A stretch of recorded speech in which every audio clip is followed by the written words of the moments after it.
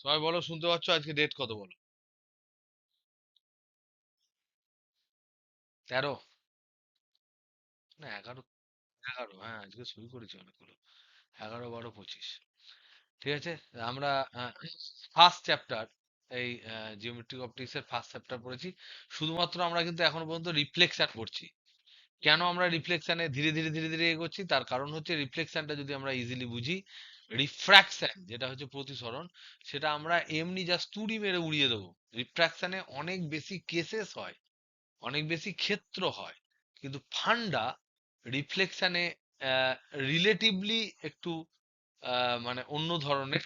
রিফ্র্যাকশনে কিন্তু relatively easy, কিন্তু রিফ্র্যাকশনের চ্যাপ্টারটা বড়, বাট সমস্ত কিছু কিন্তু কোরিলেটেড, কানেক্টেড এবং খুব সুন্দরভাবে বোধগম্য।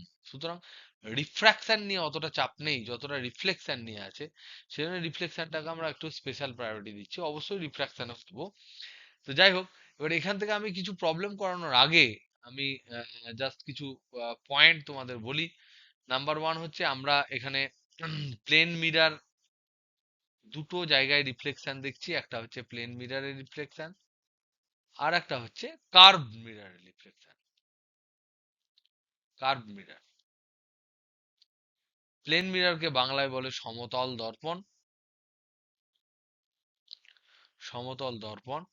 আর কার্ভ মিররকে বলে তোমার গোলীয় দর্পণ। অ্যাকচুয়ালি কার্ভ নানা রকম হতে পারে, এখানে কার্ভ বলা আমার উচিত নয়, উচিত এখানে স্ফেরিক্যাল মিরর বলা উচিত। কারণ বিভিন্ন ধরনের হতে পারে স্ফেরিক্যাল মিরর। সেই গোলীয় দর্পণ আমরা দেখলাম দু ধরনের হয়। একটা হচ্ছে অবতল দর্পণ। অবতল দর্পণ, মনে রাখবে যে দর্পণের এক দিকটা বেশি ইম্পর্টেন্ট, যেদিকে সামনে বস্তু রাখা হয়। কারণ যেদিকে প্রলেপ দেওয়া হয় তার বিপরীত দিকে, মানে সেই দিকে যদি কোনো বস্তু থাকে, তাহলে কোনো রকম দর্পণের কোনো ক্যারিশমা আমরা দেখতে পাবো না। সুতরাং অবতল বলতে বোঝায় যেখানে আমি বস্তু রাখবো তার সাপেক্ষে সামনের দিকটা অবতল না অবতল নয়। যদি অবতল হয় অবতল, আদারওয়াইজ এটা হবে উত্তল দর্পণ। তো এই উত্তল অবতল যাই হোক না কেন, এদের ক্ষেত্রে আমরা কার্টেসিয়ান রুল পড়েছি। সমতল দর্পণের ক্ষেত্রে এই সমস্ত কোনো কিছু দরকার ছিল না। এটা সম্বন্ধেও আমরা বিভিন্ন ছোট ছোট জিনিস ডিসকাস করেছি সমতল দর্পণের ক্ষেত্রে। এবং মনে রাখবো যে এই যে প্রতিফলন, যে জিনিসটা আমরা করছি প্রতিফলন, এই জায়গায় প্রতিফলনের ক্ষেত্রে আমরা একটা ইম্পর্টেন্ট জিনিস যেটা মনে রাখবো, যে প্রতিটি রশ্মি কিন্তু প্রতিফলনের নিয়ম মেনে চলে। প্রতিটি রশ্মি প্রতিফলনের নিয়ম মেনে চলে। নিয়ম মানে, এই কথাটা আমরা বারবার কেন বলি? কারণ হচ্ছে মাঝে মাঝে আমাদের মনে হয় যেন প্রতিফলন হচ্ছে না, প্রতিফলন হচ্ছে না, বা প্রতিফলন হলেও কেমন কেমন প্রতিফলন হচ্ছে। এইগুলো নিয়ে আমাদের বেশি ভাবনার কোনো দরকার নেই। প্রতিটা রশ্মি যখন সমান্তরাল হোক অসমান্তরাল হোক বা যেমনই রশ্মি কোনো একটা প্রতিফলকের উপর পড়ুক না কেন, প্রতিফলক এবড়ো খেবড়ো হোক, এদিক ওদিক হোক, ইভেন হোক আনইভেন হোক, যাই হোক না কেন, প্রত্যেকটা রশ্মিকে যদি আমরা আলাদা করে মাইনিউটলি যদি আমি অবজার্ভ করি, তাহলে আমরা দেখতে পাবো যে প্রতিটা রশ্মি কিন্তু প্রতিফলকের যে বিন্দুতে পড়ছে সেই বিন্দুতে প্রতিফলকের উপর অঙ্কিত স্পর্শকের স্পর্শকটাকে সে আহ, একটা সমতল দর্পণ হিসেবে মেনে নেয়। এবং সেক্ষেত্রে সেই স্পর্শক যেটা হয়েছে তার উপর অঙ্কিত অভিলম্বকে যদি নর্মাল ভাবে, তাহলে তার সাপেক্ষে প্রতিফলন কোণ যেটা তৈরি হয় সেটা কিন্তু আপতন কোণের সাথে সমান হয়, এবং তারা একই প্লেনে থাকে। এটা সব সময় হয়। এগুলো করার পর আমরা দেখলাম যে একটা ইকুয়েশন দেখলাম কার্ভ মিররের ক্ষেত্রে। একটা দেখলাম যে যে ফোকাল লেংথ যেটা হয় সেটা হয় r/2। এটা আমরা দেখেছি।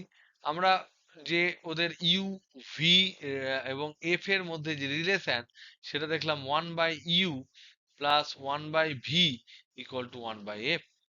এগুলোর উপর, এগুলো হচ্ছে জাস্ট সাংকেতিক চিহ্ন ইউ ভি এফ। এখানে কিন্তু কোনো রকম আমি ডাইরেকশন বসাইনি। এবার অঙ্ক করার সময় আমরা বুঝতে পারবো যে ডাইরেকশনটা কখন বসাবো, কি বসাবো না বসাবো। আমরা যখন বিবর্ধন নিয়ে আলোচনা করতে শুরু করলাম, বিবর্ধন নিয়ে যখন আলোচনা করতে শুরু করলাম, তখন দেখলাম তিন ধরনের বিবর্ধন কিন্তু আমাদের আসছে। এক নম্বর হচ্ছে লিনিয়ার, যেটা ল্যাটারাল, ল্যাটারাল বিবর্ধন। ল্যাটারাল মানে হচ্ছে হাইট বরাবর বিবর্ধন, সেটাকে নাম দিচ্ছি এম। একটা হচ্ছে ক্ষেত্রীয় বিবর্ধন, মানে এরিয়া কতটা বাড়ছে, কারণ বস্তুটা তো এক্সটেন্ডেড হতে পারে, একটা লাইন না হয়ে একটা ক্ষেত্রফল যুক্ত হতে পারে, তো তার ক্ষেত্রীয় বিবর্ধন হতে পারে, তার নাম দিলাম এম প্রাইম। আবার সেই বস্তুটা শুধুমাত্র অক্ষের উপর একটা নির্দিষ্ট পয়েন্টে পারপেন্ডিকুলার নাও হতে পারে, সে অক্ষর উপর বিস্তৃত হতে পারে। তখন ধরে নিলাম যে তার লম্বা হচ্ছে 5 সেন্টিমিটার লম্বা, অক্ষের উপর সে শুয়ে রয়েছে, তাহলে কি সেক্ষেত্রে প্রতিবিম্বটাও কি 5 সেন্টিমিটার থাকবে? অ্যান্সার হচ্ছে না। সেটা নির্ভর করবে নতুন একটা প্যারামিটারের উপর, যেটাকে বলা হয় অনুদৈর্ঘ্য বিবর্ধন, যেটা ইংরেজিতে নাম হচ্ছে লঙ্গিচুডিনাল ম্যাগনিফিকেশন। বিবর্ধনের ইংরেজি নাম হচ্ছে ম্যাগনিফিকেশন, সেই জন্য আমরা এম নিয়েছি। এগুলো নিয়ে আমরা একটু টুকটাক আলোচনা করেছি, এবং সেক্ষেত্রে এটার নাম দিয়েছি এম ডবল প্রাইম। এম সমান আমরা পেয়েছি -v/u, আর এম প্রাইম সমান পেয়েছি v/u এর পাতি হোল স্কোয়ার, মানে হচ্ছে এম স্কোয়ার, আর এম ডবল প্রাইম সমান পেয়েছি -m স্কোয়ার।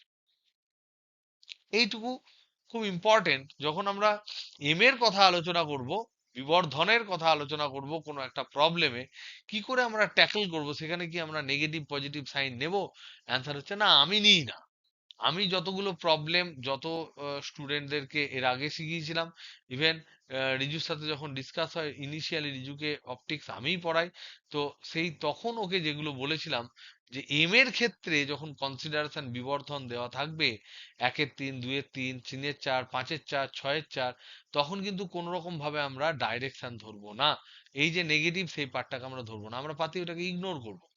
সেরকম কখন ইগনোর করব, কখন করব না, সেগুলো করার জন্য কিন্তু আমাদের কিছু প্রবলেম অ্যাটাক করা দরকার। Formula is like this. এখান থেকে আমরা বিভিন্ন ধরনের ছোট ছোট প্রবলেম আমরা আলোচনা করব। তার আগে আমি ছোট্ট সংক্ষিপ্ত ছোট ছোট কিছু জিনিস আমাদের বাকি আছে এই চ্যাপ্টারে, সেটা আমরা একটা আলোচনা করে নিই।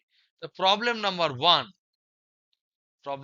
ওয়ান, সেটা হচ্ছে এই যে প্রতিফলনের যে সূত্র গোলীয় দর্পণে, দেখো প্রত্যেকটাই কিন্তু ইম্পর্টেন্ট। এখানে যা যা আলোচনা করব যে কোনোটা পড়তে পারে, এবং যদি না পড়ে, তাহলে এখান থেকে যে আলোচনাটা হবে সেটা পরবর্তীকালে আমরা যখন লেন্স পড়বো তখন কিন্তু আমাদের কাজে লাগবে। তো গোলীয় দর্পণের জন্য যে সূত্র, সেই সূত্রটা আমরা জানি 1/u plus 1/v equal to 1/f equal to হচ্ছে 2/r। ঠিক, এবার এখান থেকে নিউট্রনের অনুবন্ধী সূত্রটি প্রমাণ করো। এটা পড়তে পারে পরীক্ষায়। নিউট্রনের অনুবন্ধী সমীকরণ প্রতিষ্ঠা করো। এবার ব্যাপার হচ্ছে যে আমরা তো জানি না নিউটনের অনুবন্ধী সমীকরণ কি, এটা সম্বন্ধে আমাদের আইডিয়া জানি না। আমি এটা নর্মালি লেন্সে করাতাম, কিন্তু এখন দেখছি লেন্সের আগে কিন্তু গোলীয় দর্পণের ক্ষেত্রে আছে। তো সেক্ষেত্রে আমাদের একটা ছবি আঁকতে হবে, আমরা বুঝতে হবে যে নিউটনের অনুবন্ধী সমীকরণ তৈরি করতে গেলে ভেরিয়েবল কারা, কারা হচ্ছে ভেরিয়েবল, কারা ভ্যারি করছে। এই যে ইউ, এখানে আমাদের এই যে সমীকরণ 1/u plus 1/v equal to 1/f, এই সমীকরণে ভেরিয়েবল কারা, ইউ এবং ভি হচ্ছে ভেরিয়েবল। ইউ মানে কি, কেউ বলতে পারবে ইউ মানে কি? সে যদি বলতে পারবে ইউ মানে কি, বস্তু দূরত্ব। আর আমরা জানি ভি মানে কি, বিম্ব দূরত্ব, প্রতিবিম্ব দূরত্ব বা বিম্ব দূরত্ব। এবং বলতো দেখি এই দূরত্বগুলো কোথা থেকে মাপা হয়, এবং এটা আমরা উচ্চ রাখি, কিন্তু কারণ আমরা জানি কার্টেজীয় নিয়মে সমস্ত দূরত্ব মেরু থেকেই মাপা হয়, তাহলে এইগুলো হচ্ছে মেরু থেকে। এবার নিউটন যখন সূত্র তৈরি করেছে, নিউটনের সমস্ত দূরত্ব নিউটন কিন্তু তার নিজের থিওরিতে ফোকাস থেকে দূরত্বটা উনি ক্যালকুলেট করেছেন। So that is the difference. Newton তার নিউটনের কিন্তু বীভৎস রকমের তার পুরো যে পেপার, রিসার্চ পেপার এবং রিসার্চের যে পার্ট, নিউটন যেমন তোমার তোমার গ্র্যাভিটেশনের ল দিয়েছে, নিউটন যেমন তোমার P equal to F equal to M A দিয়েছে, এবং নিউটনিয়ান মেকানিক্সে যেমন বিশাল ভূমিকা গ্রহণ করেছে, নিউটন কিন্তু অপটিক্সে কিন্তু বিভৎস রকমের তার কন্ট্রিবিউশন আছে। He is a pure physics physicist এবং one of the top class scientist, যাদেরকে ডেসক্রাইব করার ক্যাপাবিলিটি এবং ধৃষ্টতা আমাদের নেই, সেই নিউটন কিন্তু তার রিসার্চের ওয়ান থার্ড পিরিয়ড কিন্তু উনি জিওমেট্রিক্যাল অপটিক্সে কাটিয়েছেন। এবং শুধুমাত্র জিওমেট্রিক্যাল নয়, ফিজিক্যাল অপটিক্সে তার নিউটন রিং এক্সপেরিমেন্ট হেন তেন বহু কিছু জিনিস কিন্তু উনি করেছেন। তো এই নিউটন তার যে থিওরি, তার ক্ষেত্রে যে ফর্মুলাগুলো করেছেন, সেখান থেকে কিন্তু নিউট্রন দূরত্বগুলো মেরু থেকে করতেন না, তিনি দূরত্বগুলো ক্যালকুলেট করতেন ফোকাস থেকে। So that is the difference. তাহলে কার্টেজীয় নিয়ম, কার্টেজীয় নিয়ম যেটা ছিল আমাদের, কার্টেজীয় নিয়ম যেটা ছিল যে দূরত্ব, বস্তু বা বিম্ব দূরত্ব বা প্রতিবিম্ব দূরত্ব যেটা, সেটা আমরা কোথা থেকে মাপবো? মেরু থেকে মাপবো। কিন্তু নিউটনের ক্ষেত্রে যখন আমরা নিউটনের কথা আলোচনা করব, তখন কিন্তু এই বস্তু বা প্রতিবিম্ব দূরত্ব তিনি ফোকাস থেকে মেপেছেন, ফোকাস বিন্দু থেকে মেপেছেন। তাহলে ফোকাস বিন্দু থেকে যদি মাপে, তখন তিনি তাহলে ইউ আর ভি লিখতে পারবেন না, ইউ আর ভি লিখতে পারেননি। তখন তিনি অন্য দুটো প্যারামিটার নিয়েছে, আমরা সেই দুটো প্যারামিটারকে ধরে নিচ্ছি এক্স এবং ওয়াই। তাহলে সেক্ষেত্রে তাহলে এখানে আমাদের যেমন ইউ আর ভি ছিল, সেগুলো পরিবর্তিত হয়ে হয়ে গেল এক্স আর ওয়াই। ইউ আর ভি যেমন ছিল বস্তু দূরত্ব এবং প্রতিবিম্ব দূরত্ব, বস্তু বা প্রতিবিম্ব দূরত্ব, কোথা থেকে? মেরু থেকে। মেরু থেকে এই দূরত্বটা যখন আমরা আলোচনা করি, এক্স ওয়াই বলতে কিন্তু বোঝাচ্ছে যে এটাও কিন্তু বস্তু দূরত্ব, এটাও বস্তু দূরত্ব বা প্রতিবিম্ব দূরত্ব। কিন্তু কোথা থেকে? যে কোথা থেকে? ফোকাস বিন্দু থেকে। তার জন্য আমি প্যারামিটার গুলো আলাদা নিলাম। এবার আমার যে সমীকরণ আছে, one by U plus one by V equal to one by F, সেখানে এফ তো চেঞ্জ হবে না, ইউ আর ভি চেঞ্জ হবে। যদি আমি যদি আমি এক্স আর ওয়াই কে ইউ ইউ ভি এবং এফ দিয়ে লিখে ফেলতে পারি, তাহলে আমার কাজ হয়ে যাবে। আমি এই এই সমস্ত ফাংশন অফ এরকম যদি লিখতে পারি, তাহলে সেই জিনিসগুলো এখানে পুট করে দেবো, পুট করে দিয়ে আমি এক্সপ্যান্ড করব, এক্সপ্যান্ড করে যা ইকুয়েশন পাবো সেটাই নিউটনের সমীকরণ হবে। তো এবার আমাকে বলো যে এক্ষেত্রে ইউ ইউ ভি এফ এগুলো কিরকম হতে পারে বলে তোমাদের মনে হয়? আমি জানি না তোমাদের বইয়ের কোথায় দেওয়া আছে, বলো তাহলে ইউ আর এক্স এর মধ্যে রিলেশন কি হবে? উফ, নেই মনে হয় নাকি?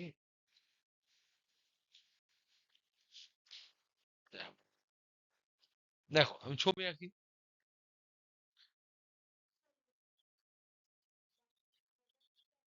সব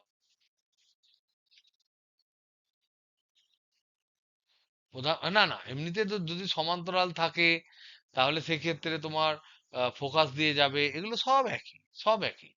খালি ওই যে সমীকরণ ফান্ডা তো সব একই, কিন্তু সমীকরণ যেটা আমরা পাচ্ছি সেটা ইউ ভি এফ দিয়েছিল, এখন হবে তার মানে আগে ইউ ভি এফ এর এদের মধ্যে সম্পর্ক ছিল, সেটা কে করেছিল? কার্টেজীয় নিয়ম, যেটা আমরা ব্যবহার করি, কার্টেজীয় নিয়ম আমরা ব্যবহার করি। কিন্তু নিউটনকে তো তুমি ইগনোর করতে পারো না, নিউটনের বিভৎস কন্ট্রিবিউশন আছে। তার ক্ষেত্রে তিনি এক্স ওয়াই এবং এফ এর মধ্যে রিলেশন করেছেন, যেখানে উনি খালি তফাৎ ধরেছেন যে অন্য জায়গা থেকে ধরেছেন। একটা মেরু থেকে দূরত্ব ক্যালকুলেট করেছে, একটা হচ্ছে তোমার ফোকাস থেকে। তুমি যে প্রশ্নটা করলে তার অ্যান্সারটা যদি আমি খুব সঠিকভাবে দিতে চাই, তাহলে আমাকে বলতে হবে যে ধরে নাও তোমার কোনো বন্ধু বা বান্ধবী ধরে নাও ছুটছে 15 কিলোমিটার পার আওয়ার বেগে, একটা ট্রেন লাইনে ধরে নাও ছুটছে, কথার কথা। তুমি এবার রামপুরহাট স্টেশন থেকে যদি পুরো জিনিসটাকে দেখো, আর তুমি যদি তারাপীঠ স্টেশন থেকে পুরো জিনিসটা দেখো, তাহলে ছোটাটা তো ওর ডিফারেন্ট হবে না, একই না? সেটা একই থাকবে। ট্রেন এলে সে তো রেল লাইন থেকে সাইডে সরে যাবে, সেটা সবসময় একই থাকবে, কারণ তার সেন্স আছে। সেরকমই অপটিক্সের বা আলোর যে নিয়ম, সেগুলো সব একই থাকবে, কিন্তু খালি দুজন আলাদা আলাদা জায়গা থেকে মাপছে, ফিতেটা স্টার্টিং করছে আলাদা আলাদা জায়গা থেকে। নিউটনের ক্ষেত্রে সব মেরু থেকে করছে, মেরু থেকে, মেরু বলছি, ফোকাস থেকে। তাহলে যদি আমি ফোকাস থেকে করি, তাহলে দেখো এইটা যদি ধরে নাও এখান থেকে, যদি এটা যদি মেরু হয়, কথার কথা এটা যদি মেরু হয়, ধরে নাও এটা মেরু, এইটা যদি তোমার ধরে নাও কথার কথা এটা ইউ হয়, এটা যদি ভি হয়, আমি জানি না কোন দিকে কি হবে, আমি আই ডোন্ট নো, আমি লেন্স সম্বন্ধে জানি না, কিছু জানি না। তাহলে এইটা যদি তোমার এফ হয়, ধরে নাও এটা এফ হয়, এতটা ডিস্টেন্স যদি এফ হয়, তাহলে এখান থেকে যদি মাপি, তাহলে এইটা হবে এক্স, আর এইটা হবে আমার ওয়াই। এইটা ছিল এফ, এইটা ছিল ইউ, আর এইটা ছিল ভি। তাহলে বলো তো দেখি, এক্স সমান কত, ওয়াই সমান কত?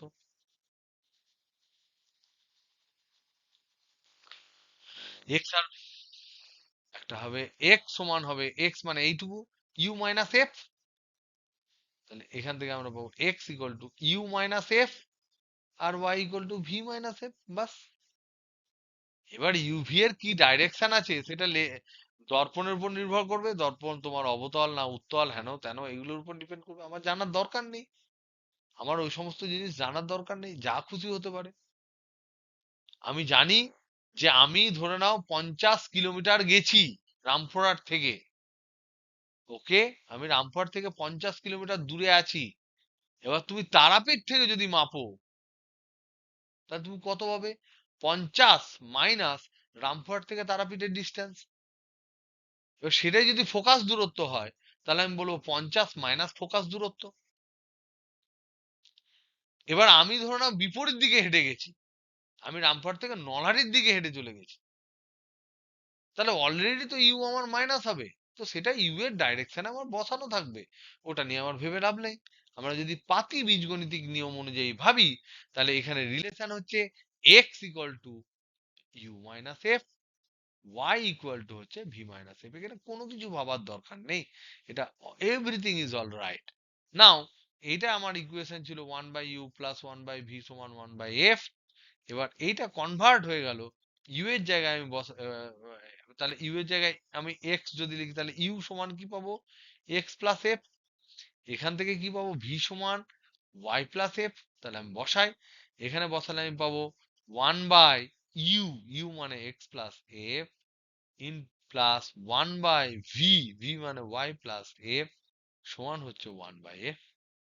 তাহলে এখানে যদি লসাগু করি, তাহলে x Y plus f x plus f y plus F square সমান, এখানে যদি লিখি x plus Y plus 2f হবে। দেখো এটা ওয়াই প্লাস এফ হবে, এটা এক্স প্লাস এফ হবে, তাহলে 2f হবে। তোমরা নিশ্চয়ই এটুকু পরিমাণ কাণ্ড জ্ঞান রাখো। বজ্রগুণন যদি আমরা করি, তাহলে X F plus Y F plus 2f square সমান আমরা পাবো X Y plus X F plus Y F plus F square. সুন্দরভাবে এক্সএফ কাটছে, ওয়াইএফ কাটছে, এক্সএফ কাটছে, ওয়াইএফ কাটছে, আর এখানে X Y equal to 2f square minus Y square F square, মানে আমরা পাচ্ছি X Y equal to F square. So this is Newton. কেন তোমার কি মনে হয় নিউটন পাগল? অ্যান্সার হচ্ছে না, উনি যুগের তুলনায় অনেকটা এগিয়ে। এই যে ইকুয়েশনটা, এই ইকুয়েশনটা কিন্তু দুর্ধর্ষ ইকুয়েশন, এটা দুর্ধর্ষ ইকুয়েশন। কেন? এখানে অনেক ধরনের জিনিস এই ইকুয়েশন থেকে আমরা জানতে পারি। X Y equal to F square, এখানে এক্সটা কি গো? কেউ বলতে পারবে এক্সটা কি? জিভ ছুলে পরিষ্কার ভাবে বলো এক্সটা কি, সে যদি বল। এক্সটা ফোকাস, কপাল ফাটিয়ে কিন্তু, মাথা ফাটিয়ে আমি কিন্তু ঘিলু তুলে বাইরে ফেল, ফোকাস থেকে বস্তু। এক্সটা কিন্তু ফোকাস, বলে দিবি এক্সটা কি বল। ও আচ্ছা আচ্ছা আচ্ছা আচ্ছা, তা বল এক্সটা কি, বল বিজিত বল। ওয়াইটা কি? তাহলে এফটা কি?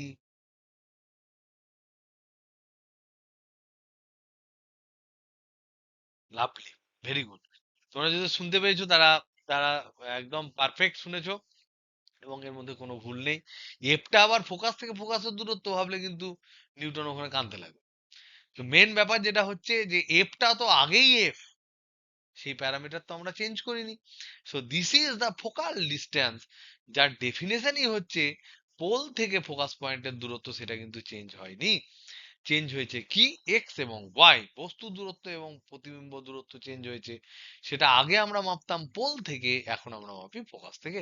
তো এখানে ইন্টারেস্টিং কি, এখানে ইন্টারেস্টিং কি, এই যে নিউটনের অনুবন্ধী সমীকরণ বলা হয় কনজুগেট ইকুয়েশন, তাহলে নিউটনের অনুবন্ধী সমীকরণ বলা হয়, অনুবন্ধী সমীকরণ, X Y equal to F square.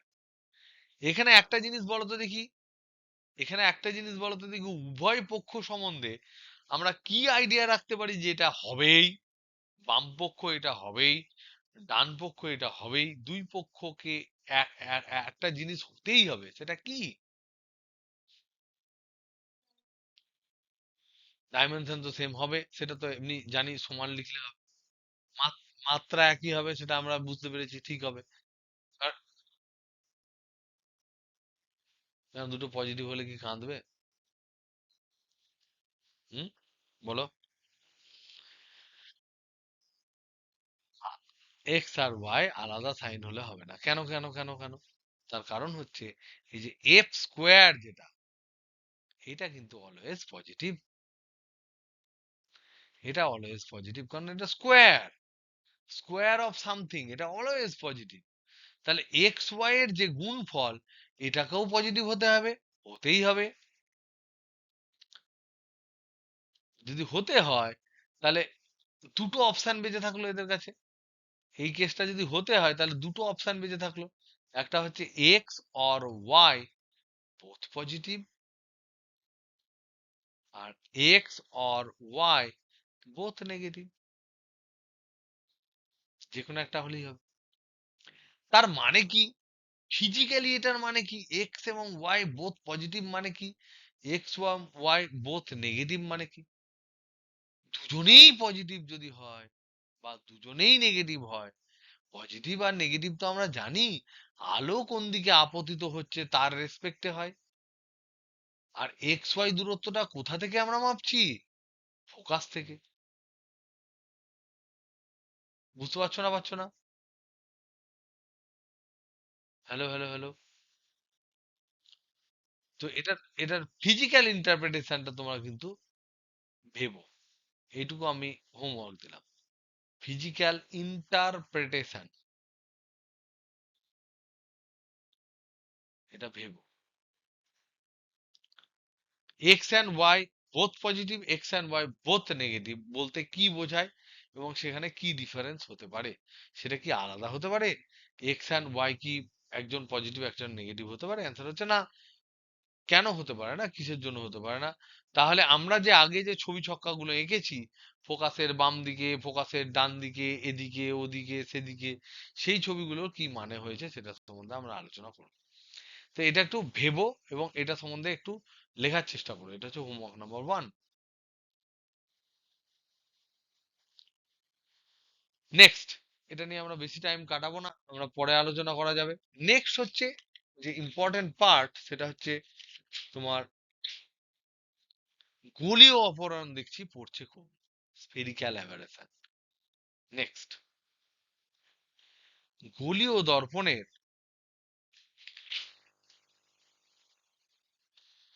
গোলীয় দর্পণের,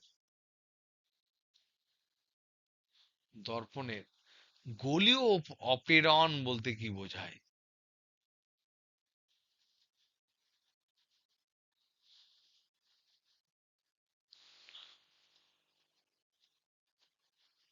এটা ভালো জিনিস না খারাপ?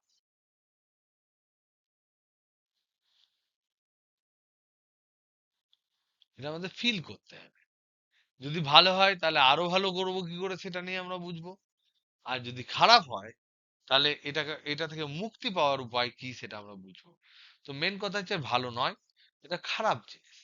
তাহলে খারাপ মানে কি, এটা খুব সুদিং নয়, এটা খুব ভালো জিনিস নয়। ভালো ফোকাস করার ক্ষেত্রে গন্ডগোল হয়। তো যেহেতু এটা খারাপ জিনিস, তাহলে এটা নিরাময়ের উপায় কি সেটা আমরা বুঝবো। নিরাময়ের উপায়, তাহলে আমাদের কাছে ৩টে কোশ্চেন হলো, যেটা করলে আমরা কিন্তু কমপ্লিট হয়ে যাবে। ১, ২ আর ৩। অ্যান্সার: গোলীয় দর্পণে গোলীয় অপেরণ, ইংরেজিতে এটাকে বলা হয় স্ফেরিক্যাল অ্যাবারেশন। এটা কি?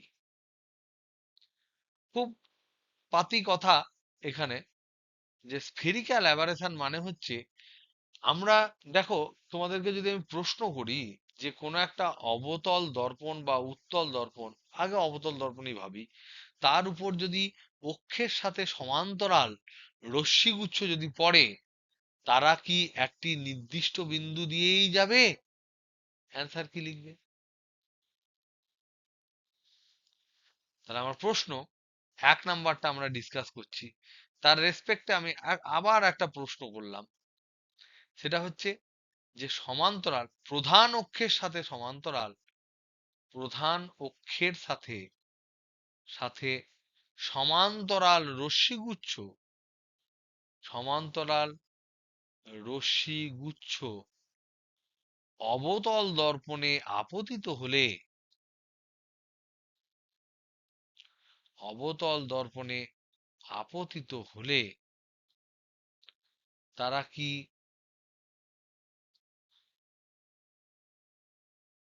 তারা কি একটি নির্দিষ্ট বিন্দু দিয়েই অতিক্রম করবে?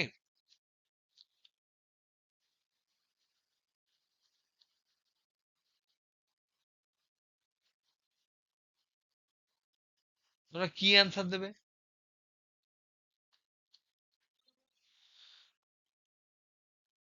আর আর সবাই বলো। প্রধান অক্ষের সমান্তরাল যদি রশ্মিগুচ্ছ অবতল দর্পণে পড়ে, তাহলে সবাই, তারা সবাই কি, তারা সবাই কি ওই ফোকাস বিন্দু দিয়ে যাবে?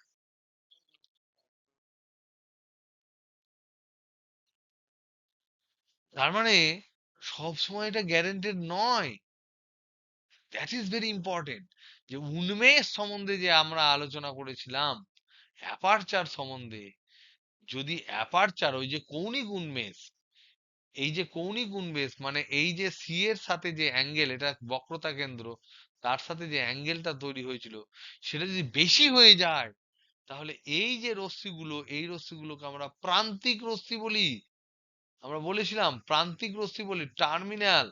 তারা কিন্তু একই পয়েন্টে মিট করে না। যারা কাছাকাছি তারা হয়তো এক পয়েন্টে মিট করলো, অন্যগুলো করে না। তাহলে অ্যান্সার হচ্ছে সব সময় না, সব সময় করে না, ফোকাস দিয়ে যায় না, সব সময় ফোকাস দিয়ে যায় না, সব সময় ফোকাস দিয়ে যায় না। তাহলে কি করে? তাহলে ফোকাস দিয়ে যদি না যায়, তাহলে ফোকাস নির্দিষ্ট হবে না। তার মানে এখানে আমরা এই প্রশ্ন ডিসকাশনের সময় আমরা এটুকু বলতে পারি যে যারা পরাক্ষীয় রশ্মি, পরাক্ষীয় রশ্মি মানে কি, যারা প্রধান অক্ষের সাথে খুব কম উন্মেষে একদম প্যারালাল যাবে, প্লাস হচ্ছে, প্লাস যদি দর্পণের উন্মেষ কম যদি হয়, উন্মেষ কৌণিক উন্মেষ, অবশ্যই কৌণিক উন্মেষ, কৌণিক উন্মেষ কম, এই দুটো যদি হয়, তবেই, তবেই কেবলমাত্র, তবেই কেবলমাত্র নির্দিষ্ট ফোকাস থাকবে, ফোকাস বিন্দু থাকবে। অন্যথা, অন্য ক্ষেত্রে কি হবে, পরাক্ষীয় তুমি প্যারালাল রে তুমি পেলে, প্যারালাল রে পড়ছে, কিন্তু উন্মেষ যদি বেশি হয়, উন্মেষ যদি বেশি হয়, তবে এই ফোকাস বিন্দু একটি নির্দিষ্ট বিন্দু হয় না। ফোকাস বিন্দু কিন্তু একটি নির্দিষ্ট বিন্দু হয় না, তবে এই ফোকাস বিন্দু নির্দিষ্ট হয় না। কি হয়? এই যে ধরে নাও এটা যদি গোলীয় দর্পণ আমি ধরি অবতল দর্পণ, তাহলে তার ক্ষেত্রে এই ধরনের কাছাকাছি যারা রশ্মি তারা ধরে নাও এখানে মিলিত হয়ে বেরিয়ে গেল, এখানে মিলিত হয়ে বেরিয়ে গেল। কিন্তু যদি এখানকার যদি তোমার রশ্মি হয়, তারা দেখা যাবে যে এখানে মিলিত হচ্ছে। তাহলে কেসটা কি হচ্ছে? তাহলে আমি দেখতে পাচ্ছি এখানে ফোকাস এটাও বটে, ফোকাস এটাও বটে, ফোকাস এটাও বটে। তাহলে এরকম ফোকাস আর নির্দিষ্ট বিন্দু হচ্ছে না, ফোকাস বিন্দু আর নির্দিষ্ট নয়, ফোকাস বিন্দু আর নির্দিষ্ট বিন্দু নয়। তাহলে ফোকাস যদি নির্দিষ্ট না হয়, তাহলে তুমি যে ইমেজটা পাবে সেটাও তুমি আবছা আবছা আবছা আবছা পাবে। চোখ যেখানে চেঞ্জ করবে আলাদা আলাদা স্পষ্ট দেখবে। তাহলে পুরো জিনিসটা তুমি ক্ল্যারিটি ভাবে দেখতে পাবে না। এই যে ঘটনা, যেখানে তুমি একাধিক ফোকাস বিন্দু সমেত একটা গোলীয় দর্পণ তৈরি হচ্ছে, সেই ধরনের গোলীয় দর্পণকে বলা হয় যে এই গোলীয় দর্পণের অপেরণ আছে বা অ্যাবারেশন আছে। তাহলে যে গোলীয় দর্পণের ক্ষেত্রে রশ্মি সমান্তরাল রশ্মিগুচ্ছ প্রধান অক্ষের উপর যখন প্যারালাল সমান্তরাল রশ্মিগুচ্ছ পড়ে এবং সমস্ত সমান্তরাল রশ্মিগুচ্ছ যখন একই বিন্দুতে মিলিত না হয়ে অনেকগুলো আলাদা আলাদা বিন্দুতে মিলিত হয়, তখন প্রধান অক্ষের উপর যে প্রধান ফোকাস, সেই ফোকাস বিন্দু কিন্তু আলাদা আলাদা হয়ে যায়। এই যে ঘটনা, এই ঘটনাটাকে বলা হয় গোলীয় অপেরণ। তাহলে যদি তাহলে যদি দর্পণের উন্মেষ বেশি হয়, দর্পণের উন্মেষ বেশি হয়, তবে প্রধান অক্ষের উপর, প্রধান অক্ষের উপর একাধিক ফোকাস বিন্দু দেখা যায়, ফোকাস বিন্দু দেখা যায়। এই ঘটনাকে, এই ঘটনাকে বলা হয় কি বলা হয়? গোলীয় অপেরণ বলে, কারণ আমরা গোলীয় দর্পণের ক্ষেত্রে পড়ছি।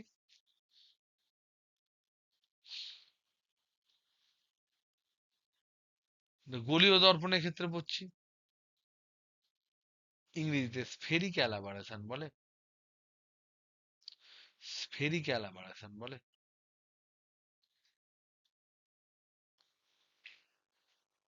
এবং এক্ষেত্রে বলতো দেখি, উন্মেষ যত বাড়ে, উন্মেষ যত বাড়ে অপেরণ তত বাড়বে না কমবে?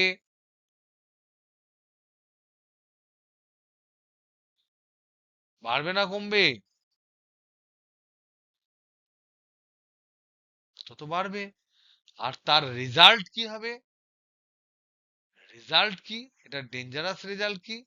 রেজাল্ট হচ্ছে প্রতিবিম্ব ক্লিয়ারলি দেখা যাবে না, প্রতিবিম্ব তত আবছা হবে। আবছার ভালোবাসা কি? আবছা অস্পষ্ট হবে, অস্পষ্ট হবে, ঠিক অস্পষ্ট হবে। মানে আমি যখন চোখটা চেঞ্জ করছি দেখছি আলাদা আলাদা জায়গায় স্পষ্ট হচ্ছে। কখনো নাক দেখা যাচ্ছে স্পষ্ট ভাবে, কখনো চোখ দেখা যাচ্ছে স্পষ্ট ভাবে, আর একটু সামনে গেলাম কপাল দেখা গেল। আর যদি আমি দূর থেকে দেখি তাহলে দেখবি কোনো একটা জায়গায় তুমি ফোকাস করতে পারছো, পুরোটা করতে পারছো না। সো অ্যাজ এ হোল যখন আমি মানে কোন একটা মানুষের ছবি দেখবো, তখন দেখবো আবছা আবছা আবছা আবছা ছবি। সো এই যে ঘটনা, এই ঘটনাটাকে বলা হয় spherical aberration. This is not a good thing, this is not a desirable thing. এই জিনিসটা কিন্তু আমরা চাই না, আনওয়ান্টেড একটা জিনিস, এবং এটাকে কিন্তু আমরা দূর করার চেষ্টা করি। তার মানে আমরা স্ফেরিক্যাল অ্যাবারেশন চাই না। তাহলে সেকেন্ড প্রশ্নের আনসার হচ্ছে যে এটি, এটি যেহেতু, যেহেতু সৃষ্ট প্রতিবিম্বকে আবছা করে, সৃষ্ট প্রতিবিম্বকে অস্পষ্ট করে দেয়, অস্পষ্ট করে দেয়, তাই, তাই কোনো বস্তুর বিম্ব দেখতে অসুবিধে হয়। কোনো বস্তুর প্রতিবিম্ব দেখতে অসুবিধে হয়? প্রতিবিম্ব দেখতে অসুবিধে হয়। So this is not desirable. এটা একদম আমি ডিজায়ার করি না, আমরা চাই না, নট ডিজায়ারেবল। সো সেই সেন্সে যদি আমরা বলি, যদিও ব্যাড বলা উচিত নয়, ব্যাড আমরা বলে দিতে পারি, খুব খুব ছোট ছেলেদের ল্যাঙ্গুয়েজে ব্যাড বলে দিতে পারি। মনে রাখবে পৃথিবীতে ব্যাড আর গুড বলে কিছু হয় না। ব্যাড আর গুড ছোটবেলার জন্য হয়। খুব ছোট যখন মানুষ থাকে, যখন শিশু থাকে, তাদেরকে গুড ব্যাড শেখানো হয়। যখন তোমরা বড় হবে দেখবে there is nothing like bad, there is nothing like good. So you can say that this is not desirable to me, you can say that this is desirable to me. কোনো মিষ্টি কারোর যদি ডায়াবেটিস হয় তার ক্ষেত্রে desirable নয়, সে বলবে এটা আমার জন্য ক্ষতিকর। কিন্তু সেই মিষ্টিটা অন্যজনের কাছে খুব লোভনীয় এবং সে কিন্তু সেটাকে ডিজায়ার করে। ব্যাড গুড বলে কিছু হয় না। তবুও যেহেতু প্রশ্নে আমি করেছি, সে প্রশ্নের অ্যান্সার দেওয়ার জন্য আমি এখানে বলছি যে ইট ইজ ব্যাড, যদিও ব্যাড কথাটা is very bad language. Okay, next third. Third হচ্ছে যে তাহলে আমরা যেটা চাই না সেটা আমরা দূরে রাখতে চাই, তাহলে আমরা কমাতে চাই। তাহলে কমানোর উপায় কি? এমন কোন জিনিস, সমস্ত জিনিস পৃথিবীতে দেখবে কোনো জিনিসই তুমি যেটা তুমি চাও না সেটাকে তুমি একদম 100% তুমি দূরে সরিয়ে দিতে পারবে না। So whatever is in your hand, সেটা হচ্ছে you can reduce the application of this, তুমি কমাতে পারো। তাহলে এক্ষেত্রে আমরা কমাবো কি করে? দু ক্ষেত্রে কমাতে পারি। উন্মেষ কমিয়ে দেবো। এক নাম্বার হচ্ছে উন্মেষ কমিয়ে দেবো, উন্মেষ কমাবো। কিন্তু কখনো কখনো দেখা যায় যে উন্মেষ কমালে আমি আবার ব্রাইটনেস কম পাবো। আমি উন্মেষ কমাবো মানে কি, আমি একটা লাইট থেকে বেশি লাইটকে, একটা কোনো সনক মানে সোর্স থেকে বেশি লাইট কিন্তু আমি ফেলতে অ্যালাউ করলাম না। মানে বাইরে থেকে তোমার রোদ পড়ছে, তুমি দরজা জানলা বন্ধ করে দিলে, so you are not getting the proper light. So সেটা সবসময় তোমার সলিউশন নাও হতে পারে। তো যদি উন্মেষ তুমি কমাতে না চাও, তাহলে সেকেন্ড ক্ষেত্রে হচ্ছে তুমি স্ফেরিক্যাল যে মিরর, গোলীয় দর্পণ, তার পরিবর্তে, গোলীয় দর্পণ আছে, তার পরিবর্তে, এর পরিবর্তে তুমি অধিবৃত্তাকার দর্পণ ব্যবহার করতে পারো। এর পরিবর্তে অধিবৃত্তাকার দর্পণ ব্যবহার করা যেতে পারে, ব্যবহার করা যেতে পারে, যেতে পারে নয়, যায়, ব্যবহার করা হয়, লোকজন করে। তার মানে তুমি করলে কি, তুমি রোদটাকে অ্যালাউ করলে ভেতরে পড়তে, এবং তুমি তোমার ঘরের ভিতরে হালকা কিছু একটা চেঞ্জ করলে, যাতে তোমার যেখানে তোমার বিছানা আছে, যেখানে তোমার শোয়ার জায়গা আছে বা তোমার পড়ার জায়গা আছে, সেখানে তোমার চোখ ধাঁধিয়ে যাবে না। You have developed a new technique. তো একটা হচ্ছে পুরো অ্যাভয়েড করে দেওয়া, একটা হচ্ছে তাদেরকে সঙ্গ রেখে নিজের ভিতরে একটা সেটিং তৈরি করা। Second setting is very very very very, এইটা হচ্ছে বহুল প্রচলিত, এটা বেশি প্রচলিত।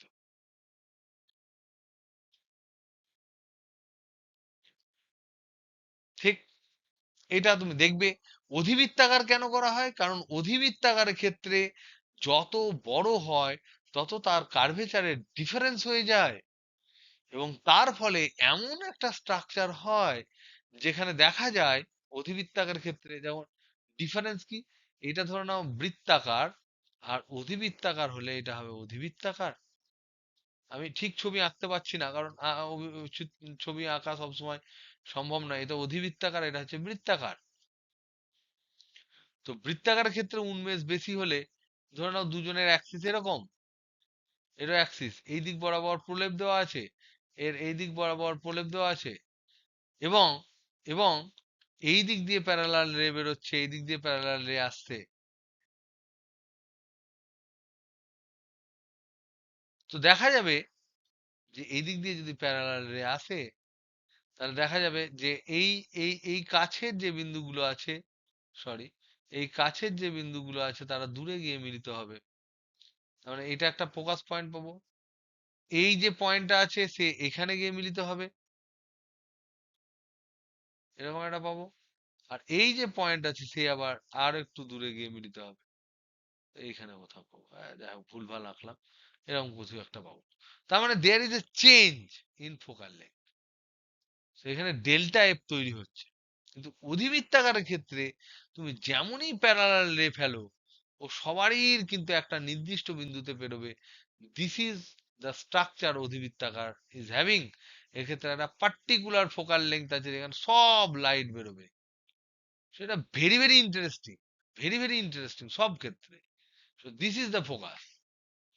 তো এখানে মজার বিষয় হচ্ছে একটাই, আলোর যেহেতু এই যে অধিবৃত্তাকার দর্পণের যেখানে আমার ছবিটা খুব ভালো আঁকা হয়নি, তার যে প্রপার্টি, যে প্রধান অক্ষের সাথে প্যারালাল হলেই সে একটা পার্টিকুলার বিন্দু দিয়ে পেরোবে, এটাকে আমি ব্যবহার করে কি এমন করতে পারি কেউ বলতে পারবে?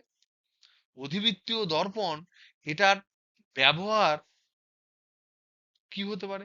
এক নাম্বার তো গোলীয় অপেরণ কমানো, আর বাদ বাকি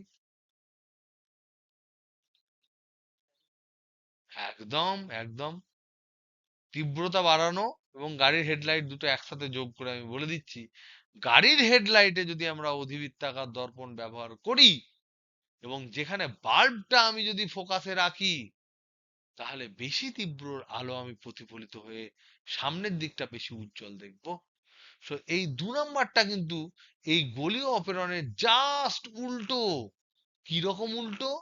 যেমন উল্টোটা আমরা আগে পড়েছিলাম, আলো প্রত্যাবর্তক যে ক্রিয়া আলোর আছে, যে যেখানে অবজেক্ট আর ইমেজ চেঞ্জ করে দিলে একদম কোন রকম কোনো ডিফারেন্স আলোর ক্ষেত্রে বোঝা যায় না, ঠিক সেরকমই গোলীয় অপেরণ কমানো আর গাড়ির হেডলাইট হিসেবে ব্যবহার করা, দুটো কিন্তু পরস্পর জাস্ট আলোর প্রত্যাবর্তক ক্রিয়ার সাথে রিলেটেড।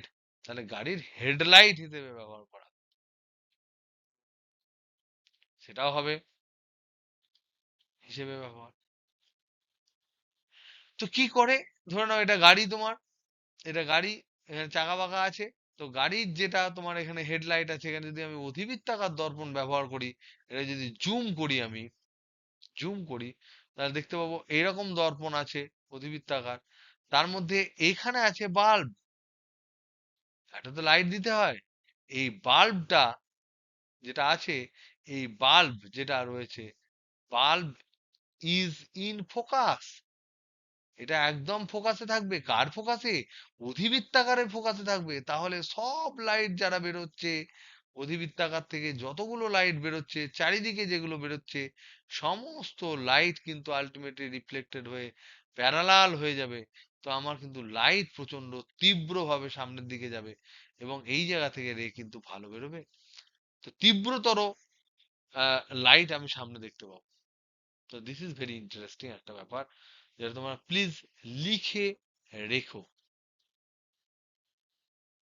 কখনো কখনো পড়ে, কখনো কখনো না পড়তে পারে, পরীক্ষায় না পড়লেও কখনো কখনো, বিশেষ করে ইন্টারভিউ এর ক্ষেত্রে, যদি কোনোদিন তোমরা বিভিন্ন জায়গাকার ইন্টারভিউ দাও, তো এই যে দর্পণের এই যে ব্যাপারগুলো, এগুলো কিন্তু লোকের ক্ষেত্রে বেশ কমন এবং বেশ ইন্টারেস্টিং কোশ্চেন হিসেবে লোকে ভাবে। নেক্সট, নেক্সট যে পার্টটা, সেটা হচ্ছে থিওরি। থিওরি আর একটা থিওরি, দুটো থিওরি পড়ালাম, লাস্ট থিওরি সেটা হচ্ছে যে আমাদের ব্যবহার, দর্পণের ব্যবহার।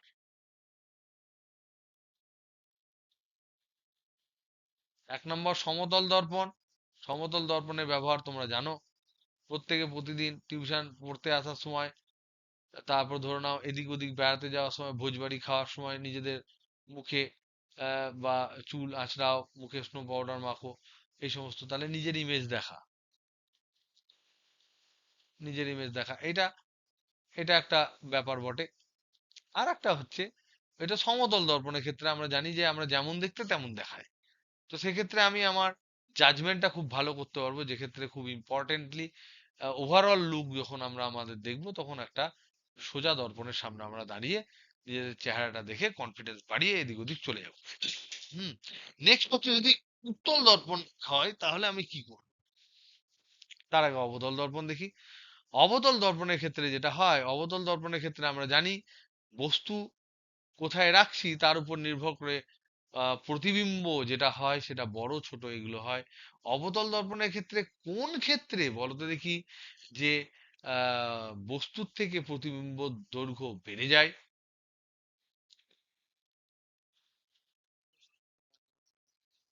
তাহলে এফ এর থেকে খুব তার মানে খুব ইউটা হবে ছোট এফ এর থেকে, তার মানে খুব কাছাকাছি রাখতে হবে।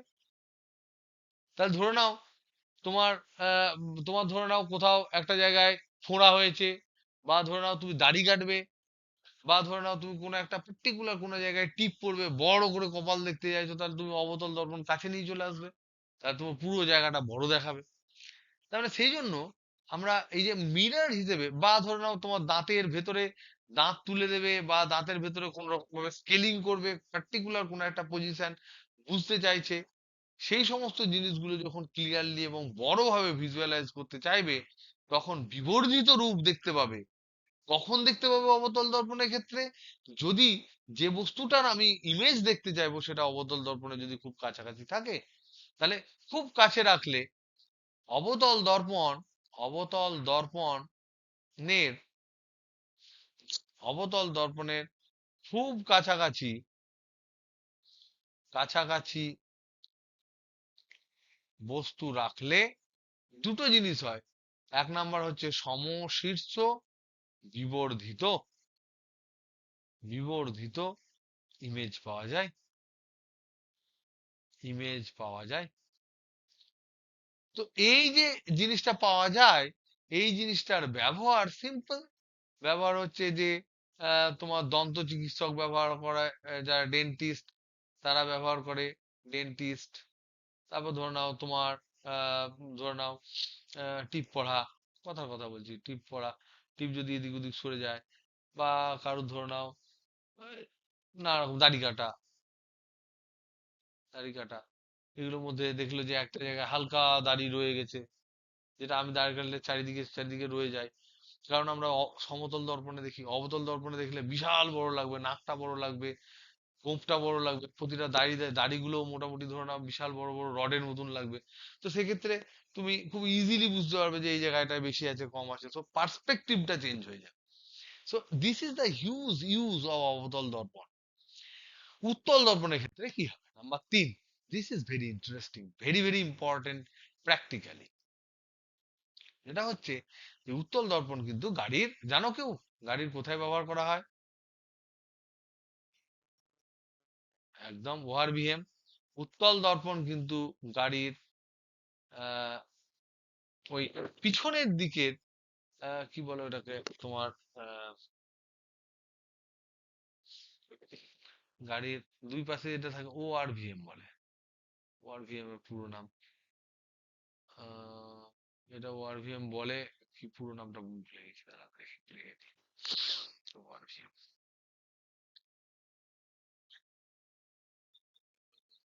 কি বলে রে? বল বল বল বল বল।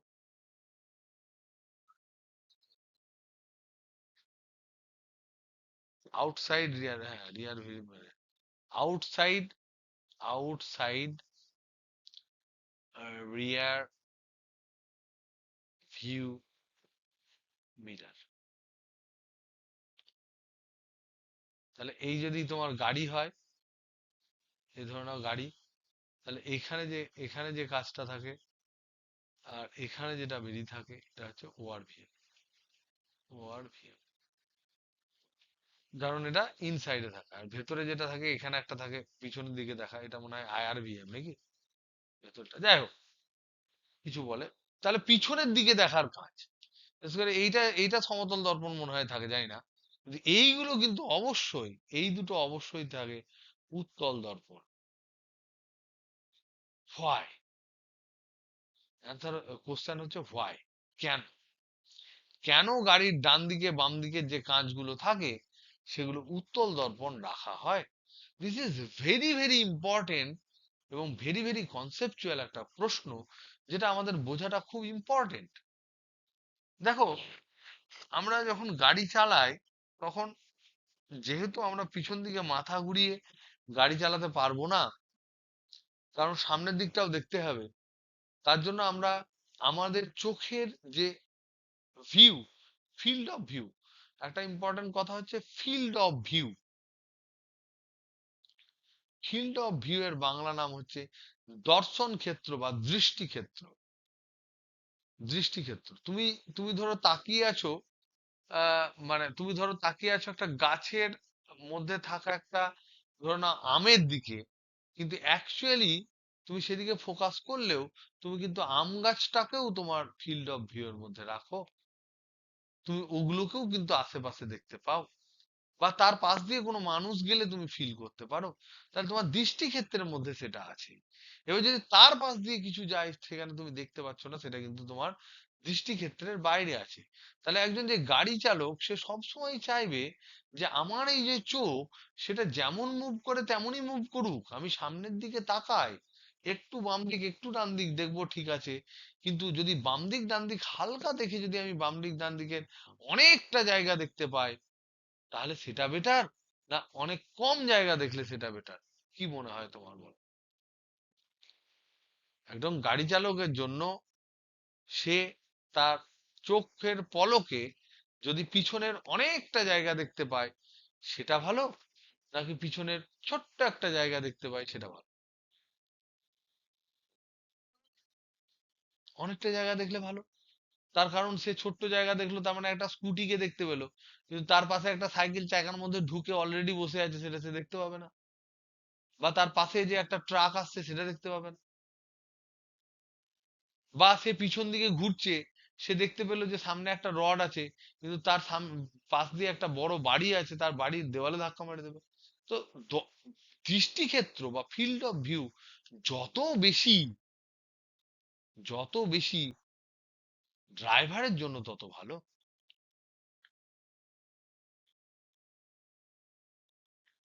তত ভালো, এটা ইম্পর্টেন্ট। এবার সেক্ষেত্রে আমরা যদি দেখি যে ধরে নাও এখানে একটা সমতল দর্পণ আছে, সমতল দর্পণ, আর এখানে একটা, ধরে নাও, উত্তল দর্পণ আছে, কার ক্ষেত্রে দৃষ্টিক্ষেত্র তোমার বেশি? তাহলে দেখো সমতল দর্পণের ক্ষেত্রে এরকম ধরনের একটা কনভার্জিং লাইট এসে পড়লো, তাহলে এটা এসে এখানে মিলিত হবে। এবার যদি তুমি এখানে চোখ রাখো, ভালো যারা ছবি আঁকো তারা ভালো চোখ আঁকবে, চোখ যদি আঁকো, তাহলে তোমার চোখ কিন্তু সোজা রেখে সে এই বরাবর পুরো জায়গাটা দেখতে পাবে, মানে এই জায়গাটা পুরোটা দেখতে পাবে। তার মানে সেই চোখটা কিন্তু তোমার এই যে জোনটা আছে, এই জোনটা পুরোটা তোমার দেখতে হবে, এখানে গাছ বাড়ি, ঘোড়া, বিড়াল, হেন তেন সব জিনিস দেখতে পাবে। তাহলে এইটা হচ্ছে তার দৃষ্টিক্ষেত্র।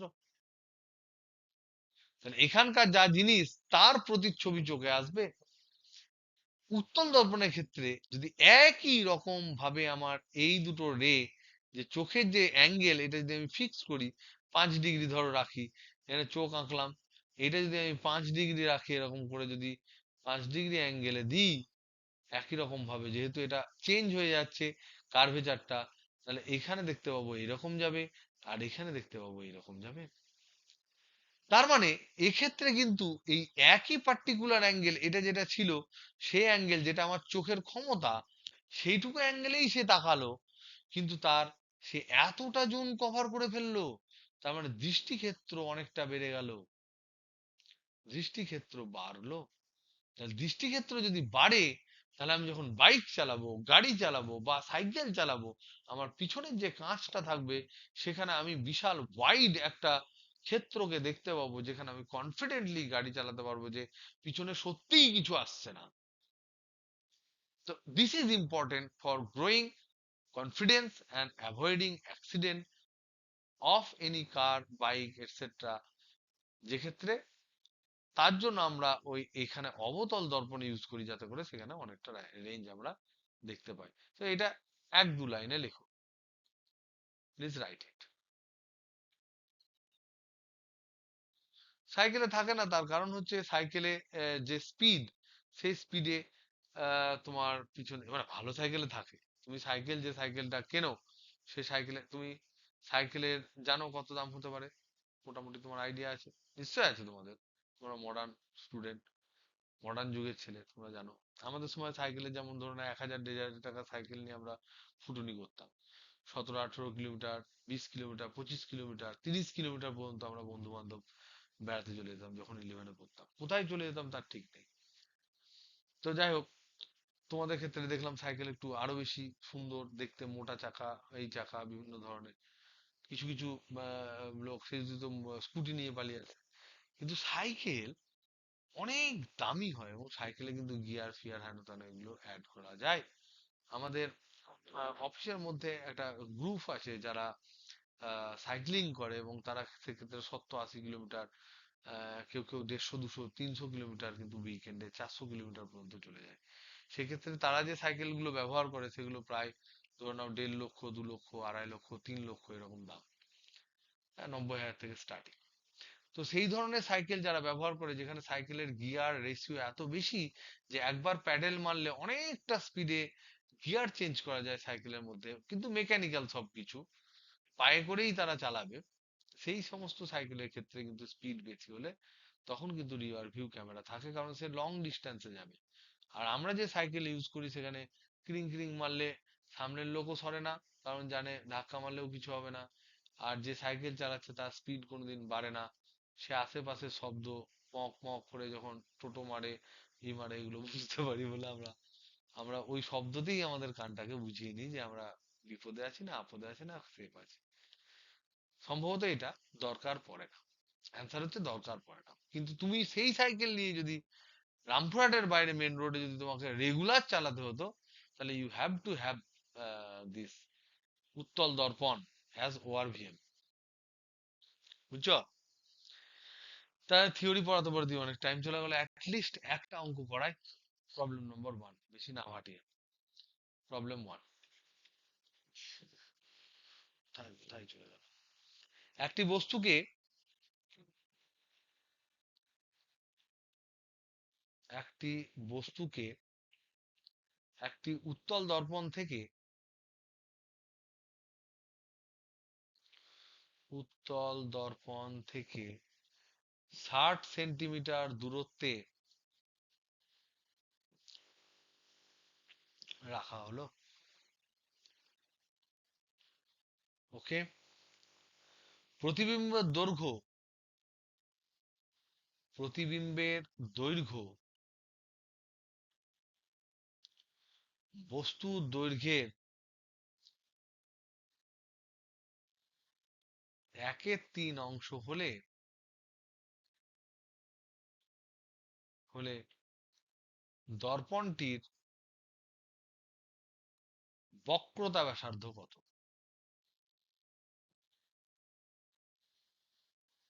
বক্রতা ব্যাসার্ধ। কেন এই প্রশ্নটা তোমাদের করালাম?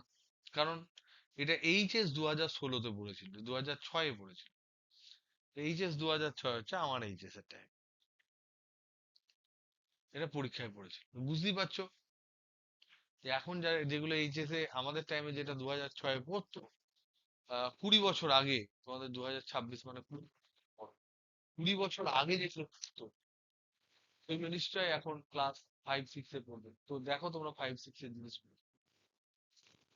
এনিওয়ে, প্রথম কথা এখানে দিয়েছে উত্তল দর্পণ, এখানে দিয়েছে বস্তু দূরত্ব, আর প্রতিবিম্ব দৈর্ঘ্য বস্তুর দৈর্ঘ্যের 1/3 অংশ। তাহলে এখানে কি কি জিনিস দিয়েছে? 1 নাম্বার দিয়েছে বস্তু দূরত্ব, ইউভি লিখবে না, বস্তু দূরত্ব দিয়েছে সমান 60 সেন্টিমিটার। ঠিক। তারপরে দিয়েছে প্রতিবিম্ব দৈর্ঘ্য বস্তুর দৈর্ঘ্যের 1/3 অংশ। তাহলে এম বিবর্ধন এম হচ্ছে বিবর্ধন, তাহলে কত বলো? এম সমান সমান কি? Very good, 1/3। বস্তু দূরত্ব দিয়ে দিয়েছে এখানে ইউ, তাহলে ইউ ইকুয়াল টু হচ্ছে 60 সেন্টিমিটার। পজিটিভ হবে না নেগেটিভ হবে সেটা আমরা পরে দেখবো, ইউ আমরা বসাবো না সেই জন্য। এনিওয়ে, তাহলে আমরা প্রথম এখানে বিবর্ধনের ওই নাটুকের ফর্মুলা বসাবো না, আমরা বিবর্ধন মানে আমরা ডাইরেক্ট লিখবো V by U. V by U সমান লিখবো 1/3 নিয়ে আমরা এখানে ভি সমান ইউ বাই 3 ক্যালকুলেট করব। ইউ সমান 60 সেন্টিমিটার আমরা বসাবো, বাই 3 সমান লিখবো 20 সেন্টিমিটার। এবার মজা হচ্ছে এটা ক্যালকুলেট করার পর আমরা জানি যে আমরা জানি যে এবার ইউ আর ভি এর মধ্যে দুজনেই পজিটিভ, দুজনেই নেগেটিভ না কি, সেটা জানার জন্য আমাদের বুঝতে হবে যে যদি এটা যেহেতু উত্তল দর্পণ দিয়েছে তাহলে এরকম, তার মানে এর ক্ষেত্রে এইদিকে এইদিকে হচ্ছে আপতিত রশ্মি, এইটা হচ্ছে তোমার মেরু, আর এইদিকে হবে বস্তু দূরত্ব, তাহলে এটা হবে নেগেটিভ, তাহলে এই জিনিসটা হবে নেগেটিভ। আর উত্তল দর্পণের ক্ষেত্রে একটাই কেস হয়, এখানে ছোট একটা প্রতিবিম্ব তৈরি হয়, তাহলে এটা হয় ভি, এটা অলওয়েজ পজিটিভ হয়। তার মানে এখানে আমি বসাবো পজিটিভ, এখানে আমি বসাবো নেগেটিভ। তাহলে দেখো ভি আর ইউ এর কথা বিবেচনা না করে যদি দর্পণ বলে দেয়, যদি দর্পণের নাম বলে দেয়, তাহলে ভি বাই ইউ সমান আমি পাতি এম বসিয়ে দেবো, তখন মাইনাস ভি বাই ইউ বসানোর দরকার নেই, সিম্পল বসাবো। তাহলে আমি এখানে কি করতে পারলাম, সিম্পলি আমি লিখলাম যে ইউ সমান, যেহেতু উত্তল দর্পণ বলেছে, তাহলে আমি ডাইরেক্ট লিখতে পারি ইউ সমান হচ্ছে -60 সেন্টিমিটার, আর এম সমান হচ্ছে ভি বাই ইউ সমান হচ্ছে 1/3। তাহলে এখানে ভি সমান হচ্ছে ইউ বাই 3 সমান হচ্ছে 60/3 সেন্টিমিটার, মানে হচ্ছে 20 সেন্টিমিটার। এবার যেহেতু উত্তল দর্পণ যেহেতু, তাহলে ভি হবে পজিটিভ। ভি যদি পজিটিভ হয় তাহলে ভি সমান হবে +20 সেন্টিমিটার। তাহলে এবার সূত্র কি, এই সূত্রতে গিয়ে আর তুমি কিন্তু পজিটিভ নেগেটিভ করবে না, কারণ এখানে অলরেডি তুমি পজিটিভ নেগেটিভ করে দিয়েছো। তাহলে 1/u প্লাস 1/v সমান 1/f। পাতি তোমার 1/f সমান কি হবে, 1/u মানে হচ্ছে -1/60 প্লাস 1/v মানে হচ্ছে 1/20। তাহলে -1/60 প্লাস 1/20 মানে হচ্ছে 3/60। তার মানে এখানে আমি পাচ্ছি +2/60, তার মানে আমি পাচ্ছি 1/30। তাহলে এফ সমান পাচ্ছি 30 সেন্টিমিটার। এখান থেকে ক্যালকুলেশন করে আমরা পাবো এফ সমান হচ্ছে 30 সেন্টিমিটার। কিন্তু এফ চাইনি, এটা হচ্ছে ফোকাস দূরত্ব, এটা চাইনি। কি চেয়েছে, আর চেয়েছে। তাহলে আমরা জানি আর সমান 2f সমান লিখবো, কত লিখবো, আর সমান 60 সেন্টিমিটার। ব্যাস, গল্প শেষ। কি বোঝা যাচ্ছে? Hello hello hello hello. Next problem number 2, famous problem. এটা ফেমাস প্রবলেম। যদি তোমার কেউ স্যার যে প্রশ্ন করবে, তিনি যদি বেশি সংখ্যক পরীক্ষায় যে প্রশ্নটা পড়েছে প্রতিফলন থেকে বক্রতা, যে প্রবলেমটা পড়েছে সেটা যদি ফেলে দিতে চান, তাহলে এই প্রবলেমটাই পড়বে। সেটা হচ্ছে সূর্যের যে প্রতিবিম্ব কোন একটা এর ক্ষেত্রে, সেটা সম্বন্ধে প্রশ্ন করবে। প্রশ্নটা হচ্ছে যে 1 মিটার এক মিটার বক্রতা ব্যাসার্ধ বিশিষ্ট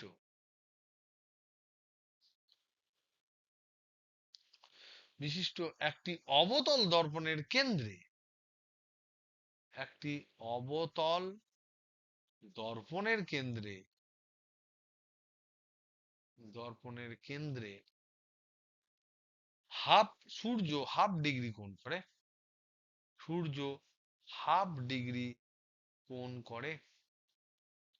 তাহলে সূর্য যেটা আছে, বিশাল বড় সূর্য, সেই সূর্য হাফ ডিগ্রি কোণ করেছে। উক্ত দর্পণ দ্বারা গঠিত উক্ত দর্পণ দ্বারা গঠিত গঠিত সূর্যের প্রতিবিম্বের ব্যাস কত হবে? This is the problem. প্রশ্নটা পড়ো। 1 মিটার বক্রতা ব্যাসার্ধ বিশিষ্ট একটি অবতল দর্পণের কেন্দ্রে সূর্য হাফ ডিগ্রি কোণ করে। তার মানে কি? প্রথম সেন্টেন্সটা যদি আমি ছবি ছবি আকারে লিখি, প্রত্যেকটা ইম্পর্টেন্ট, এটা অ্যান্সারটা আমি করিয়ে দিচ্ছি। যে এইটা ধরো না অবতল দর্পণ তোমার, এখানে সূর্য কোথায় থাকবে? এটা হচ্ছে দা সান, দা সান। সেই সান এই সেন্টারে যদি তুমি টানো সূর্যটাকে,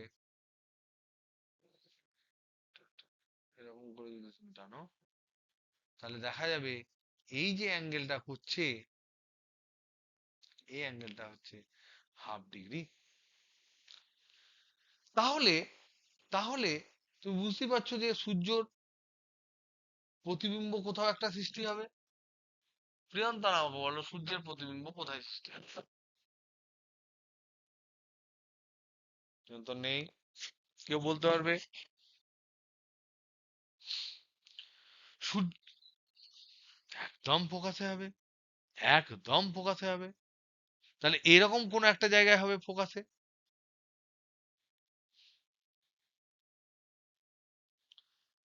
ফোকাস দূরত্ব এটা। তাহলে এইটা যদি সূর্যের তোমার ব্যাস হয় ডি, তাহলে প্রতিবিম্বের ব্যাস যদি তোমার হয় ছোট হাতের ডি, এটা যদি বড় হাতের ডি হয়, তাহলে এটা ফোকাস দূরত্বে তৈরি হবে। তাহলে ফোকাস দূরত্ব মানে কি? এফ। বক্রতা ব্যাসার্ধ কত দিয়েছে?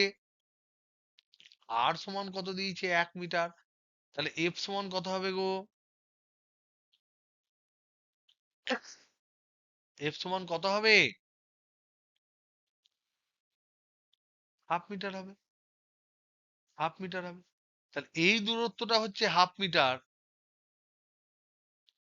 এই যে দূরত্ব, এইটা হচ্ছে হাফ মিটার, আর অ্যাঙ্গেলটা হচ্ছে হাফ ডিগ্রি। তাহলে এখানকার ডি তুমি বার করতে পারবে না? কি করে বার করবে বলো তো দেখি? দৈর্ঘ্যটা কি করে S equal to R theta. কিন্তু এস ইকুয়াল টু আর থিটায় থিটার মানটা ডিগ্রিতে করলে কি চলবে? থিটার মানটা কিসে করতে হয়?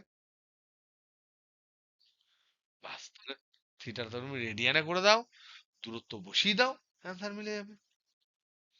তাহলে এখানে আমরা বুঝবো, এখানে আমরা প্রত্যেকটা জিনিস কি করে আমরা লিখবো। তার মানে এই যে ডি, এই যে ডি আমরা পাচ্ছি, ডি সমান হবে আর, মানে এফ ইন্টু থিটা। থিটা কিন্তু হাফ, এটা হচ্ছে রেডিয়ানে করতে হবে। হাফ ডিগ্রি যেটা আছে সেটাকে রেডিয়ানে কনভার্ট করতে হবে, তাহলে আমি পেয়ে যাব। তাহলে এটাকে আমরা লিখবো কি করে?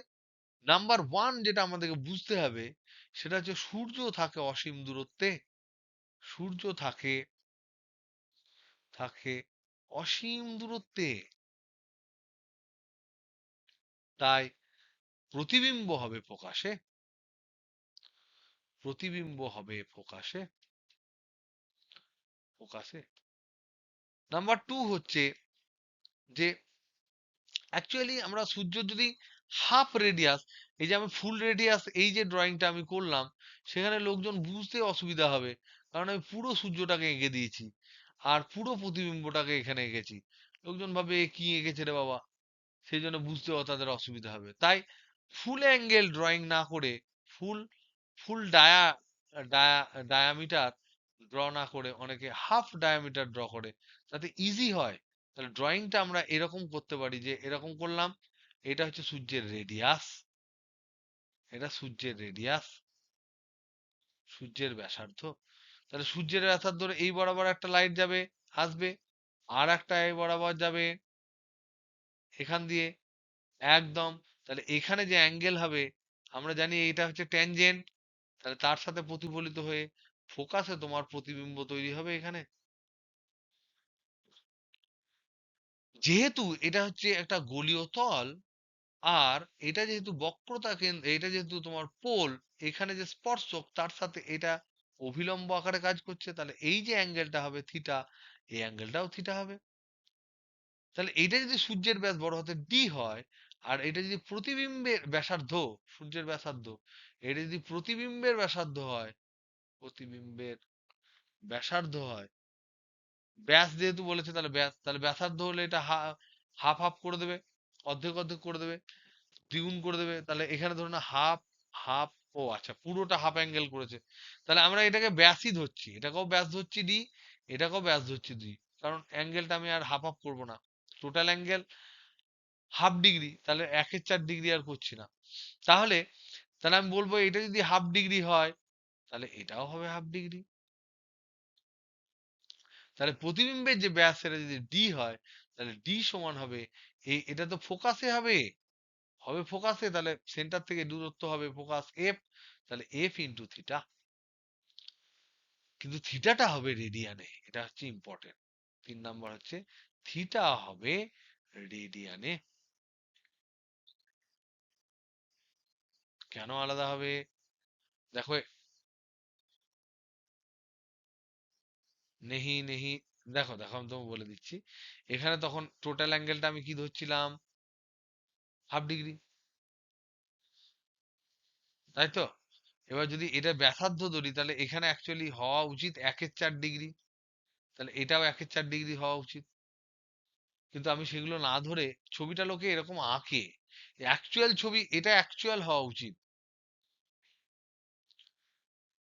কিন্তু এখানে অ্যাকচুয়াল ছবি আঁকলে তো লোকে বুঝতে পারবে না কি করে প্রতিবিম্ব তৈরি হয়েছে, বুঝতে পারবে বল? হ্যাঁ কি না? কিরকম হবে দেখ আমি তোকে বলে দিচ্ছি ছবিটা কিরকম হওয়া উচিত। এটা হচ্ছে এই অ্যাকচুয়াল প্রতিবিম্ব ছবি কিরকম হওয়া উচিত, এইটা হচ্ছে তোমার, এটা হচ্ছে ধরে নাও সূর্য তোমার, তাহলে এটা পি, এটা কিউ, ওকে? তাহলে সূর্য অনেক দূরে আছে, পি থেকে একটা রশ্মি এলো,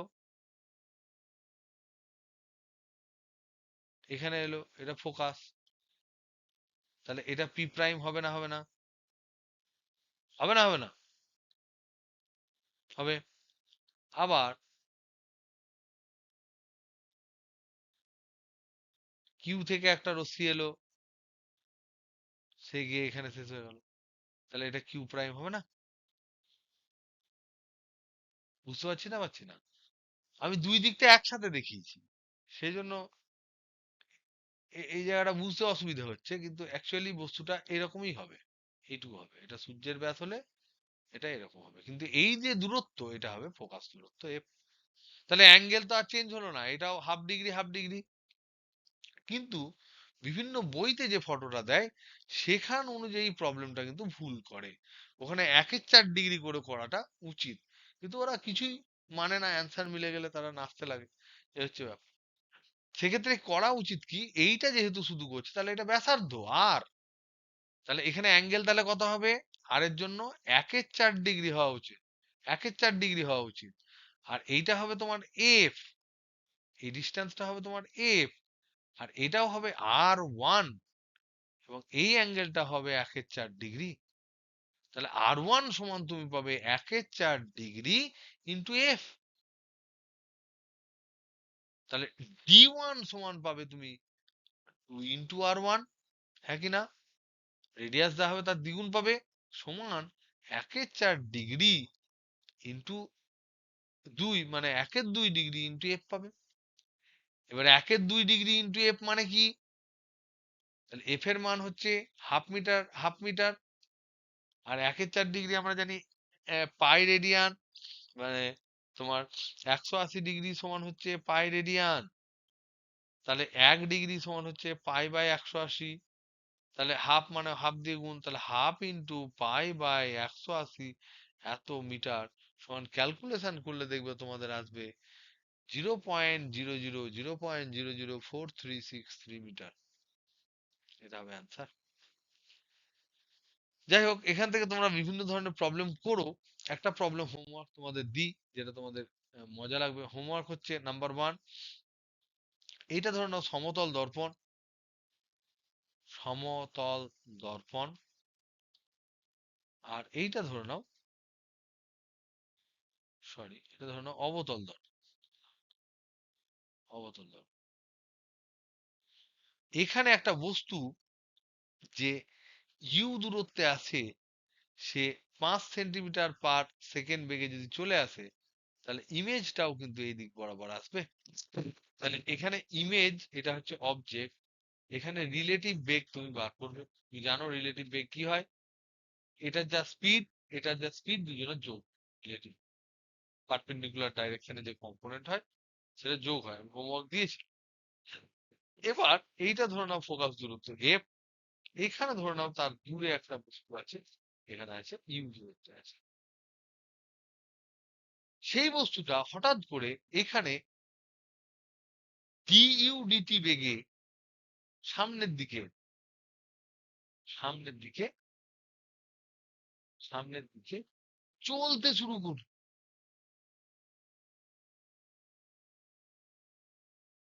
তাহলে সেক্ষেত্রে ইমেজ, এক নাম্বার প্রশ্ন হচ্ছে ইমেজ কত স্পিডে চলতে শুরু করবে, শুরু করবে,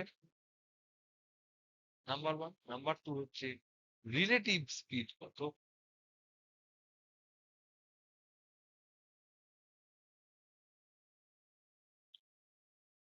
তাহলে একটা সমতল দর্পণের ক্ষেত্রে আমরা জানি যে তুমি যদি সমতল দর্পণ বা আয়নার সামনে দাঁড়িয়ে তাকে যদি তুমি 5 কিলোমিটার পার আওয়ার বেগে থাপ্পড় মারার চেষ্টা করো, সেও তোমাকে 5 কিলোমিটার আওয়ার বেগে থাপ্পড় মারবে। তুমি যদি দৌড়ে এসে তার উপর ধাক্কা মারো, সেও তোমার উপর গায়ের উপর ধাক্কা মেরে দেবে। কারণ সেক্ষেত্রে একই স্পিডে দুটো হয়, কোন রকম বক্রতা নেই বলে এক্ষেত্রে আমরা জানার চেষ্টা করব যে একটা উত্তল দর্পণের ফোকাস দৈর্ঘ্যের অনেক দূরে থাকা একটা ইউ দূরত্বে বস্তু যদি ডিউ ডিটি বেগ নিয়ে উত্তল দর্পণের দিকে ধেয়ে আসে অক্ষ বরাবর, অক্ষ বরাবর ধেয়ে আসে, অক্ষ বরাবর, তাহলে সেক্ষেত্রে, সেক্ষেত্রে ইমেজটা তার দিকে কত স্পিডে ধেয়ে আসবে, that is my question. Okay, I think you understand. Next, this is end today. Okay ভাই, তোমরা পড়াশোনা করো। আর এখানে নেক্সট যে ক্লাস হবে সেখানে প্রবলেম হবে, প্লাস হচ্ছে কিছু ডিসকাশন হবে। এবং আমরা সেখানে যারা যারা ক্লাস করবে তারা তাদের নোট ফোট যেহেতু গ্রুপে দিয়ে দেয়, সুতরাং বাইরের যারা রয়েছে তাদের ক্ষেত্রে অসুবিধা হওয়ার কথা নয়। যদি তারা বুঝতে না পারে আমাকে জানাবে। জয়িতা, তোকে বললাম।